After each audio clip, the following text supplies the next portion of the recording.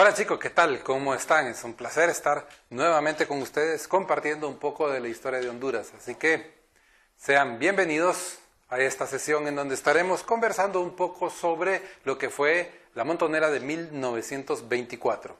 Como objetivo para esta sesión tenemos el determinar las causas de la Montonera de 1924 y definir su importancia entre las demás montoneras. Como contenidos conceptuales a desarrollar tenemos el término montonera, el de intervención y bombardeo.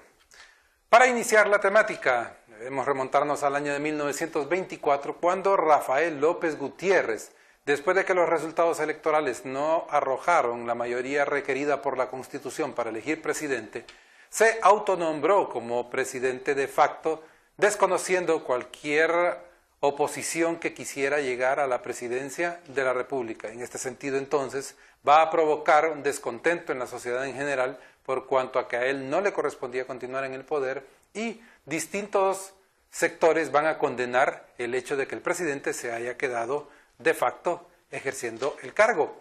De ahí entonces que varios de los líderes de la época se van a levantar en armas en contra de él. En primer lugar, el doctor y general Tiburcio Carías Andino, quien era el que tenía más opciones para llegar a la presidencia de Honduras.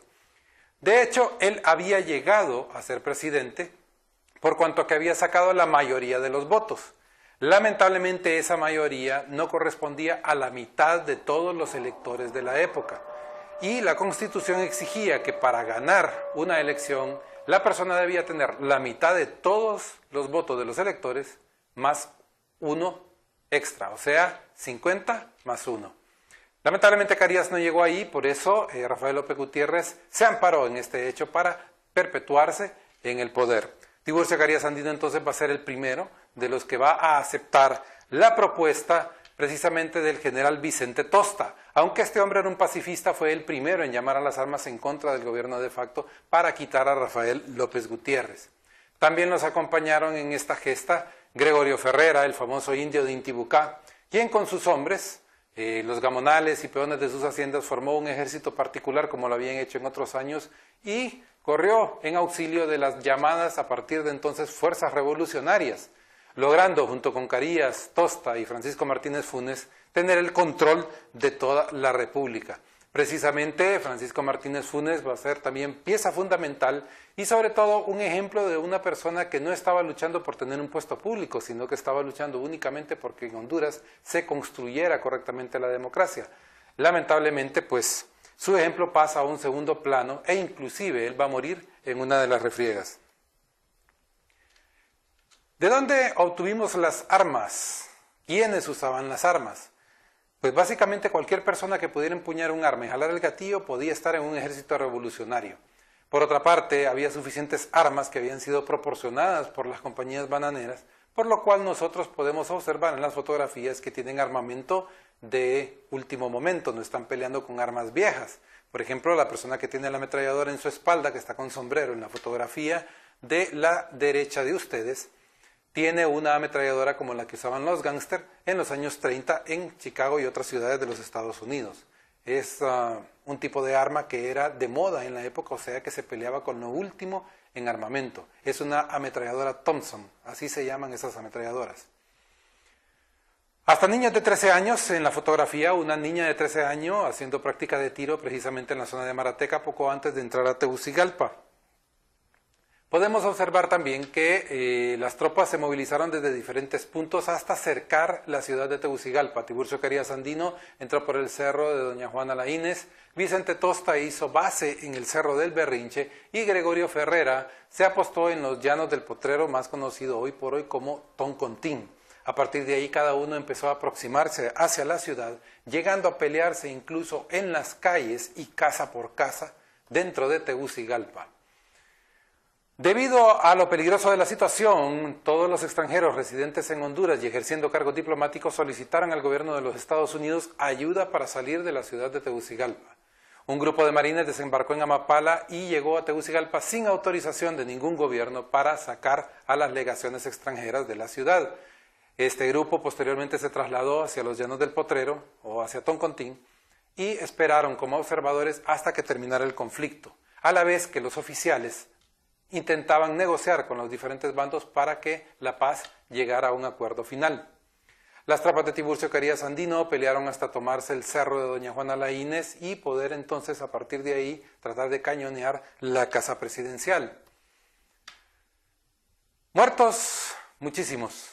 No sabemos sus nombres, ignoramos qué eran sus aspiraciones, qué pensaban ganar con esta montonera. Sin embargo, lo cierto es que muchas personas participaban de este tipo de montoneras únicamente porque solo ese empleo había en Honduras en aquella época.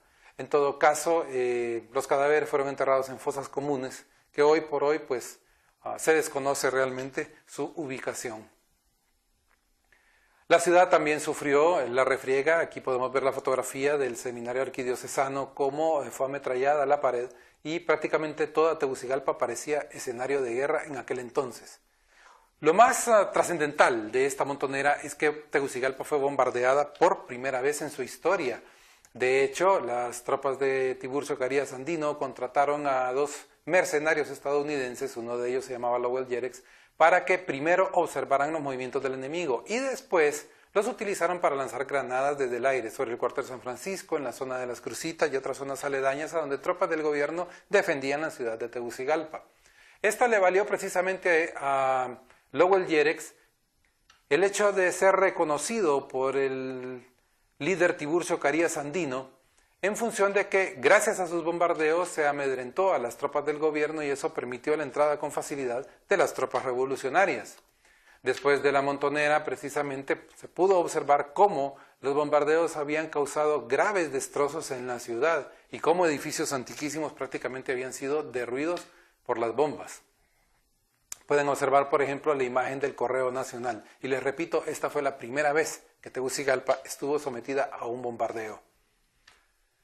En todo caso, Lowell Jerex, en este plano a la izquierda de Tiburcio Carías Andino, que es la figura central, va a conseguir una concesión para poner una línea aérea después, cuando Carías llega al poder. Y él es el fundador de TACA, Transportes Aéreos Centroamericanos, que va a iniciar operaciones precisamente aquí en Honduras.